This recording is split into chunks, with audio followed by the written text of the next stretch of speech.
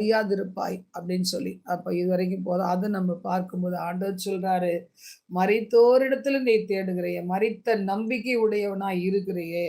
கடைய திறந்தா அந்த இறந்து போன ஒரு ஆத்துமா, அந்த இறந்து போய் அந்த ஃபோட்டோல இருக்கிறத பார்த்துட்டு தான் பைக்க ஸ்டார்ட் பண்றேன், கார ஸ்டார்ட் பண்றேன். வீட்ல அத மாரி செய்றேன் அப்படின்னு சொல்லி ஆண்டவருடைய வார்த்தை நம்மை குறித்து சொல்லக்கூடியதா இருக்கிறது. நீ உயிரோடு இருந்தா, உயிரோடு இருக்கிறதுக்கு ஏற்ற கிரியை நடப்பி. உயிரோடு இருக்கிறவங்க எத வேணா சாப்பிடுவாங்க. இது நல்லது, அது நல்லது இல்ல. எது கிடைக்குதோ எல்லாத்தையும் போட்டு தள்ளுவாங்க. அது செத்து போன அதே அவங்க ஒரு செத்து போன ஒரு பாடி கிட்ட போய் இவருக்கு ரொம்ப பிடிக்கும். இத பண்ணலாம், அத பண்ணலாம்னா செத்து போன சரீரம் எழுந்து சாப்பிட்டுக்காது. அப்போ இன்னைக்கு நாம கூட பாவத்துக்கு செத்து நீதிக்கு பிழைத்தவர்களா இருக்க வேண்டும். உயிர்த்தெழுந்த வல்லமை எனக்குள்ள வேணும். என் வாழ்க்கை வித்தியாசமா இருக்கணும். என்னை கொண்டு தேவன் பெரிய காரியம் செய்யணும்னு சொன்னா, ஒவ்வொரு நாளும்